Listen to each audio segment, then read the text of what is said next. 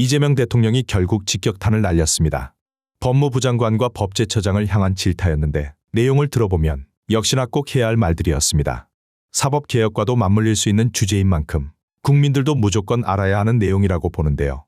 어떤 내용인지 영상으로 함께 확인해 보겠습니다. 국가마다 디지털 전환 정도가 달라 실시간으로 데이터 연계가 가능한 국가의 법령부터 시작해서 순차적으로 개발 범위를 확대하는데 그 정도 소요될 것으로 보입니다. 법제처는 앞으로도 국정과제의 신속한 추진과 국민 불편의 확실한 해소를 위해 정부 내 든든한 법적 조력자로서의 소임을 다하겠습니다. 이상 보고를 마치겠습니다. 법제처장님. 예. 예를 들면 국가 구성원들 입장에서 자신의 행동의 기준, 예를 들면 그 법률 뭐 시행령 규칙 뭐 조례 다 있을 테고, 예를 든다면 판례 또는 아까 얘기한 행정 결정례, 아니면 선례, 관행 이런 것들을 원칙적으로는 우리 구성원들이 다 공개를 해줘야 내가 어디에 맞춰 행동할지를 판단하고 또 어떤 행동이 과연 현행 우리 사회법질서 체제에 부합하는지를 판단할 수 있잖아요. 예. 기본적으로 어떤 행위의 기준이나 판단의 기준은 비밀일 수 없잖아요. 그렇습니다. 원칙적으로 국민에게 적용되는 기준. 그런 측면에서 지금까지 사실은 중앙정부든 사법기관이든 자신들의 판단 기준을 잘 안 가르쳐주는 경향이 있잖아요. 지금 정부는 모든 걸 다 지금 공개하는 것으로 바뀌었는데 다만 아직 사법부가 판례 공개, 특히 하급심 판례를 공개하지 않고 있는. 하급심 판결을 공개를 안 하면 법원이 어떤 기준으로 판단하는지를 국민들이 알 수가 없잖아요. 예, 실제로 그렇습니다. 그게 상식적으로 타당한가요? 예를 들면 그 하급심 판결을 공개하지 않는 게? 판례는 공개된 법정에서 공개적으로 이루어진 재판의 결과이기 때문에, 그리고 전 국민의 말씀하신 대로 행동의 기준을 결정하는 것이기 때문에 전면적으로 공개하는 게 맞습니다. 근데 공개를 안 하고 있죠. 아마 지금 부분적으로만 공개를 하고 있고, 공개를 하는 방식도 굉장히 어렵게 해서 사실상 접근이 좀 차단되는. 제가 변호사를 하면서도 그 접근이 잘 안 되던데. 예, 그렇습니다. 그래 막 부탁해가지고 구하고. 예, 그러니까 지금 그 일산에 있는 그 사법연수원, 과거의 그 사법연수원 건물 내에서 가서 그쪽 시스템을 이용해서만 검색을 해야 되고, 또 메모 자체도 불가능하게 되어 있습니다. 보기만 해라. 예, 써가지 마라. 예. 외워라. 예, 그렇습니다. 그게 뭐예요, 이게? 그러니까 사건 번호만 확인하라는 식입니다. 예. 그것도 쓰려면 외워야 되는데. 예. 하여튼 이상하죠. 예. 근데 법원에서도 전향적으로 검토를 좀 뭐 할 것으로 뭐 예상되기는 하는데 좀 속도가 굉장히 느리기는 합니다. 법무부는 혹시 여기에 대해서 의견을 지금 뭐 입법을 추진하고 있습니다. 지금 법원행정처와 법무실이 민사 판례 어떤 전면적 공개 관련해 갖고 상당한 그 의견의 접근을 보고 있고요. 거의 개인정보 핑계를 많이 대죠. 예, 그렇기 때문에 이제 그 부분은 어떻게 이제 익명만 하면 되잖아요. 맨날 A, B, C, 예, 그렇습니다. KFC 하면서. 네. 조만간 어쨌든 입법을 해야 될 것 같고요. 네. 하여튼 정부의 선례나 판단 기준은 다 공개돼 있다면, 그래서 가기부 장관님, 이제 법제처 직원들이 이걸 이제 질문이 들어오면 이런 걸 다 모아가지고 자기의 전문 지식을 동원해서 판단을 해서 알려주는 거잖아요. 예, 그 자문제도가 그렇습니다. 네, 그런 거잖아요.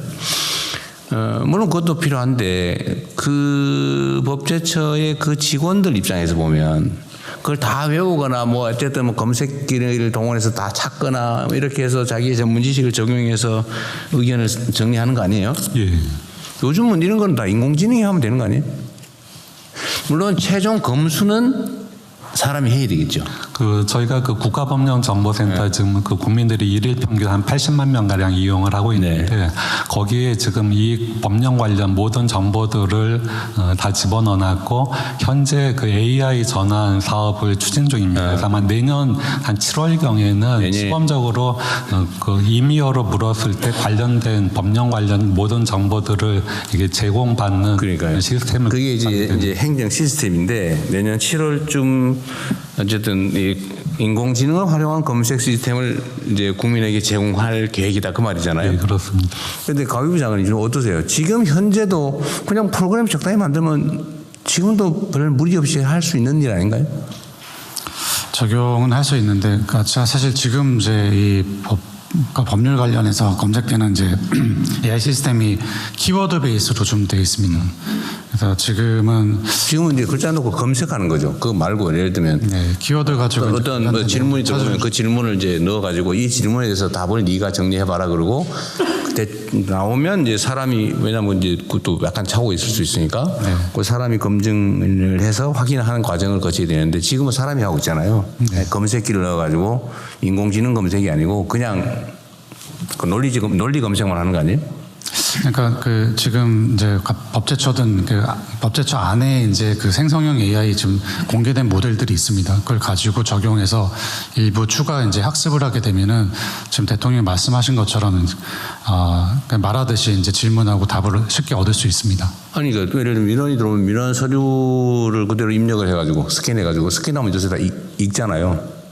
뭐 스캔해서 그것들을 이제 AI가 읽을 수 있는 형태로 이제 읽어서 거기에서 답을 하라는 그 프로그램을 지금이라도 만들어서 쓸 수 있지 않느냐 이 말이죠 내 말은. 지금도 충분히 적용 가능합니다. 근데 내년 7월까지 갈 필요가 있냐 그 말이지 내 말은. 아마 지금 이게 이제 우리가 일하는 방식이 그런데 뭐 그 잘못됐다는 얘기 아닙니다. 이제 우리가 이제 이것도 이제 전면적으로 바꿔야 되는데 뭘 하려 그러면. 예, 업무 용역 이런 일을 해도 되나? 돈 얼마 드나? 그 다음에 한 다음에 이걸 다시 용역을 주어 가지고 판단을 받은 다음에 그래야 이제 책임을 안 지니까 그 다음에 이걸 다시 또 맡겨. 이거 행정 절차에 한 1년 걸리는 거거든요. 근데 왜 그러냐? 이거 내가 보기에는 저번에도 한 번 보니까 어느 부처의 담당 공무원이 자기 소관 업무를 이걸로 자기가 설계 뚝딱뚝 해가지고 했다고. 재경부서. 이게 재경부가 똑똑해. 예, 그렇습니다. 지금 아주 그렇게 하는 사례가 실제 있었잖아요.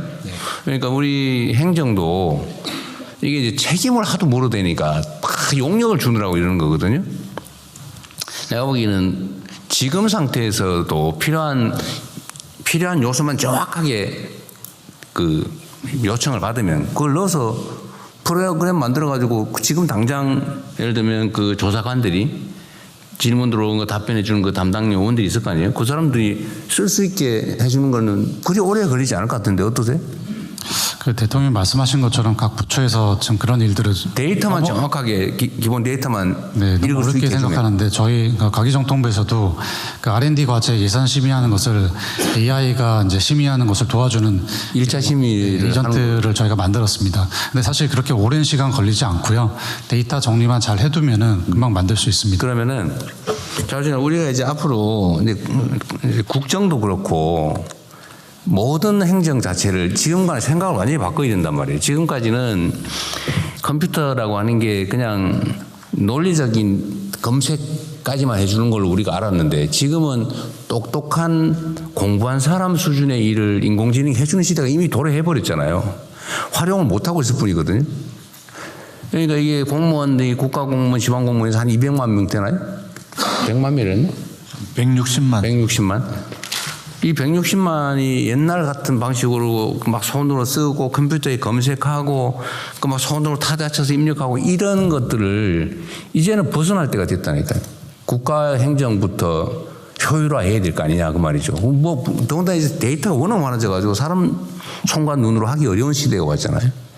그러면은 과기부에서 하든지 기본적으로 각 부처들이 조사하고 분석하고 판단하고 하는 일들을 1차적으로는 인공지능을 빨리 활용을 해야 될 것 같아요. 그 똑똑하고 아주 경험 많은 최고참 사무관 이상의 일을 하잖아요.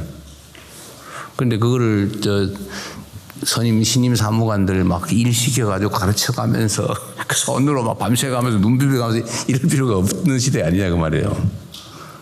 그거를 일단 법무 자문 해주는 시스템부터 한번 만들어가지고 서비스를 한번 주시면 어떨까 싶습니다. 근데 현실적으로 저희가 그 정비 업무에도 그 사용자들이 그 AI 전환을 그 시도를 해봤는데 결과물이 굉장히 아직은 낮은 수준이라 실질적으로 이렇게 의미 있는 그 인력을 대체할 수 있는 정도는 아직은 안 나옵니다. 그게 이제 차이일 것 같은데요. 물론 그럴 가능성이 있는데 지금의 이거 AI 수준이 질문을 어떻게 하느냐에 따라서 완전히 그 결과물이 질적으로 다르지 않아요? 질문을 어떻게 하느냐에 따라서 질문이 정말로 복합적이고 빠진 거 없이 딱 변수들을 다 넣으면 충실하게 나오는데 질문을 간단하게 하면 간단히 하잖아요. 지금 저기 법제처장이 말씀하신 저 문제도 해결을 할 수 있어요? 지금 법제처장님 얘기하신 내용들은 사실 지금 AI가 좀 어느 정도 그 기본적인 지능을 갖추고 있고, 그러니까 거기에 이제 법제처의 데이터들을 잘 정비해서 넣어야 되는데 아마 그 데이터 그 정비 과정에서 좀 시간이나 좀 수준 차이가 좀 있을 그러니까 수 있을 것 같습니다. 데이터를 완결적으로 다 접근할 수 있게 해놨느냐가 첫째 문제일 거고, 네, 맞습니다. 두 번째는 그거를 어떻게 읽고 분석할지의 기준을 다 잘 설정을 해줘야 되는데 그게 약간 부족할 수도 있고, 이 두 가지가 겹치면 약간 부실한 결과가 나오겠죠. 네, 맞습니다. 그래서 저는 그 법제처랑 저 같이 이제 좀 이런 어떤 데이터 정비 작업을 한번 해보시죠. 빨리 좀 일단 요거부터. 지금은 이제 사실 예전에는 또 AI에 그 맞게 또 다 이렇게 이 데이터를 다 정비를 했었어야 되는데 이제 AI가 이제 알아서 그런 다 읽을 수 있습니다. 읽을 수 있는 형태로만 전환이 되면은 그 쉽게 학습을 시킬 수 있습니다. 그래서 그 논의를 좀 같이 같이 저랑 하십시오. 그것도 데이터 진행 중이긴 합니다. 문제가 있으면 변형도 좀 해야 될 거고요. 네, 데이터처장입니다. 네. 그냥 마저 진행하십시오. 아닙니다. 또 말씀을 좀 드리려고 합니다. 네. 그 지금 대통령이 말씀하신 게 법제처 문제랑 연관이 된 건데요. 저희가 이제 통계가 있고 그 비정형 데이터들이 있습니다. 정책 자료들이 다 비정형 데이터들인데 그거를 지금 AI 데이터화를 해서 각 부처별로 관리를 하는 게 지금 필요하고 그걸 위해서 지금 범정부 관리 체계를 저희가 지금 검토를 하고 있습니다. 그런데 저희가 데이터처가 먼저 선도 모델로 해서 저희가 한번 하려고 좀 준비 중인데 그걸 하기 위해서는 표준화를 해서 그 기준을 만들고 그리고 관리 체계를 따로 만들어서 그 관리 기법이 있습니다. 데이터 중심 AI라고 하는 그 관리 기법인데 그 기법을 중심으로 해서 각 부처의 데이터를 전 부처 전체로 해서 효율적으로 관리하는 그런 체계를 만들어서 준비를 하겠습니다. 그런 거죠. 우리는 이제 예를 들면 전자계산기를 주면 더하기 빼기 곱하기 나누기 뭐 거기다 적당히 쓰는데 공학도들이 쓰는 전자계산기를 줘도 저 같은 사람 못 쓰거든요. 제가 보기엔 인공지능의 상황이 그 정도 된 것 같아요. 우리가 모르는 거예요. 활용하는 방법을. 그 유능한 사람도 데려다 놓고 그 상사가 부실하고 그러면 일을 못 하잖아요. 그거랑 비슷한 거죠. 네. 그래서 데이터처도 분발해야 됩니다. 예, 그렇게 하겠습니다. 네.